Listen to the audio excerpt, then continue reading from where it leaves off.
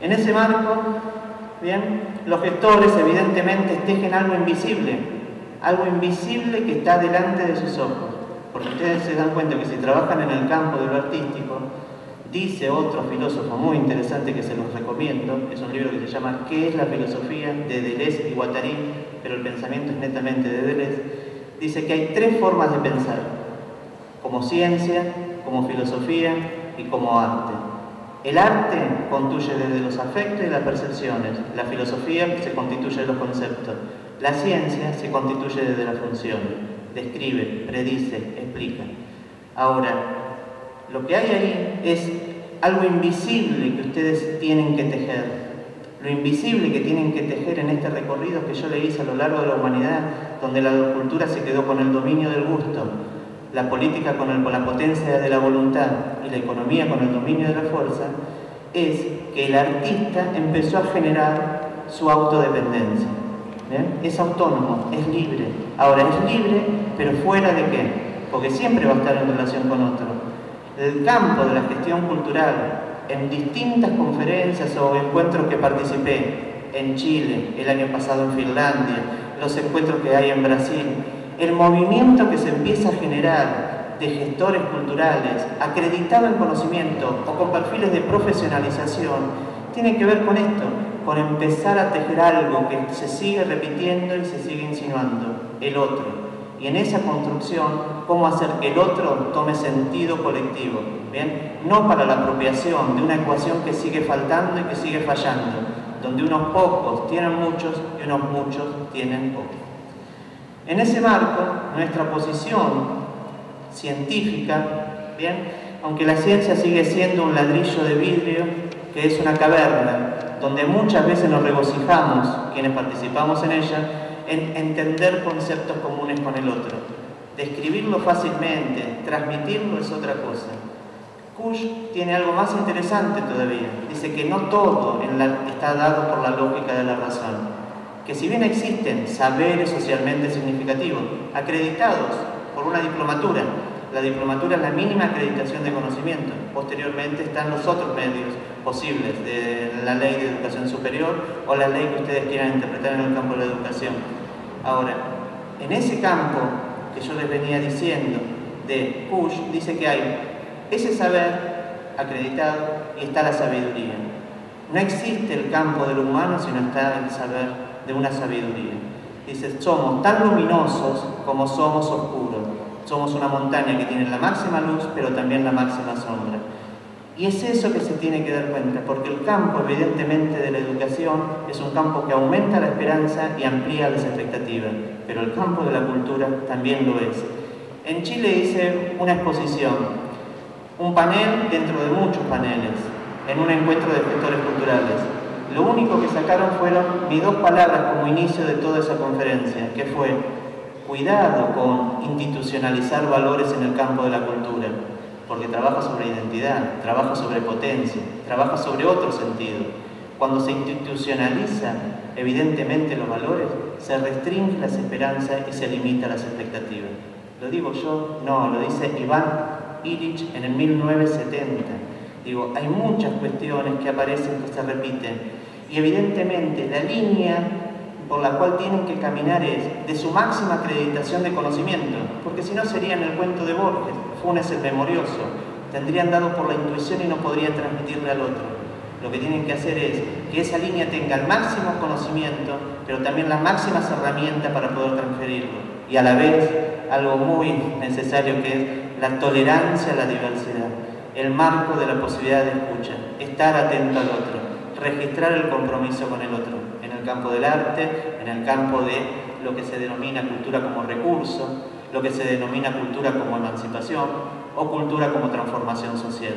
Ahí, en esa tensión van a estar siempre, en esa posibilidad de recobrar saberes socialmente significativos y la tensión de otros saberes de sabidurías que conlleva el mismo actor comunitario que no tiene otra designación. En ese marco comienzo mi segundo momento, un proyecto de investigación que empezamos hace 5 años en la Universidad Nacional de 3 de Febrero. Si me preguntan qué soy, ante todo parto de una frase que me gustó mucho, de un filósofo que en 1951 dijo: busco la serenidad. Y dijo: busco la serenidad porque la serenidad no es un punto de partida, la serenidad es un punto de llegada. Y todavía la sigo buscando. ¿Pero por qué? Porque la serenidad no es aquello que se puede hacer desde un inicio. La ansiedad, las ganas, la potencia nos conllevan a cometer errores. Siempre hay algo que se va a caer y desde ahí es donde tenemos que trabajar. Entonces, en ese marco, en el campo de la ciencia y de la serenidad, comenzamos todo un año a trabajar en el 2007 a definir marcos teóricos de acercamiento a la problemática de las políticas culturales. Definimos trabajar con gobiernos locales. Definimos trabajar con un actor tan difícil que son los gobiernos locales del conurbano bonaerense. Bien, y ahí armamos protocolos. Protocolos son las técnicas con las cuales recolectamos los datos. Entrevista a los funcionarios, entrevistas pautadas, grupos focales con los destinatarios. Los grupos focales se establecen con parámetros específicos. También hacemos un trabajo territorial. ¿Qué significa? Un trabajo etnográfico, un trabajo de investigación participativa. Estamos en conjunto con los funcionarios y los destinatarios durante todo un periodo y a partir de ello registramos sentidos y posteriormente hacemos análisis organizacional. El equipo se constituye por diferentes profesionales. Los profesionales están dados de la ciencia política, del psicoanálisis, de la antropología, del licenciado de Administración Pública, que hoy me acompaña Basualdo a esta presentación, egresado de la Universidad Nacional del 3 de Febrero, egresado de la carrera de la licenciatura de Gestión del Arte y la Cultura, y también muchos alumnos próximos a egresar. Estos protocolos nos dieron algunos descubrimientos muy interesantes, pero muy interesantes. Uno es porque nosotros no trabajamos solamente en la obtención del dato, no hacemos una hermenéutica, un dominio del otro para dejarlo, sino constituimos de la hermeneusis, otra palabra, otro sentido, que es estar con el otro, escucharlo y acompañarlo, aproximarnos a él para lograr algo diferente. Y lo que hacemos es devolverle al municipio lo que nosotros vimos, y en la devolución constituimos otro vínculo. Y lo que nosotros le dijimos es: los gobiernos locales invierten más en presupuestos destinados a partidas específicas que el gobierno nacional, que el gobierno provincial. Posteriormente descubrimos que hay supuestos con los cuales se manejan todas las áreas. Son esos supuestos invisibles que nos rodean. Acá hay miles de supuestos invisibles con los cuales nosotros conllevamos cotidianamente. Y el supuesto con los cuales ellos se rodean tiene tres metáforas. La metáfora de la proveeduría, que surge de las palabras de ellos, entender el campo de la gestión como una proveeduría, y solamente eso, sin poder generar, proponer una política activa. Una metáfora de la clínica, donde evidentemente los lugares de la expresión se conllevan con el campo terapéutico, o sea, en todos los talleres, y posteriormente un campo de expresión, un campo de atelier, aquel lugar de emancipación de las líneas probables de formas, de colores, de intensidad, pero que conlleva otras cuestiones. Las ofertas que evidentemente nosotros clasificamos en eventos, en espectáculos, en cuidado del patrimonio, en talleres o en elencos estables, todas las generaciones en las políticas de gobierno locales se generan a partir de un concepto que es de Judice, que lo trabaja muy bien, que tiene que ver con otro filósofo que trabajó el tema de cómo lo legal se convierte más allá de la ley, que es el dominio del gusto.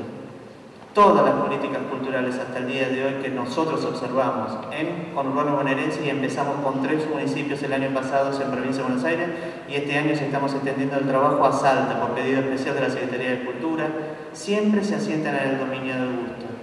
Acá empiezan a vincular también en términos de acreditación, y es algo que toman las organizaciones no gubernamentales, el tercer sector, la posibilidad de la herramienta de la cultura como transformación. El tema es que el campo de la cultura evidentemente es pura potencia, pero desde los diferentes ámbitos, público, privado, tercer sector, tiene que estar determinado y bien delimitado ese autoconvencimiento. Si el autoconvencimiento es simplemente para el sálvese quien pueda, la expresión, la percepción, es muy difícil que se pueda construir un relato con el otro. ¿Bien?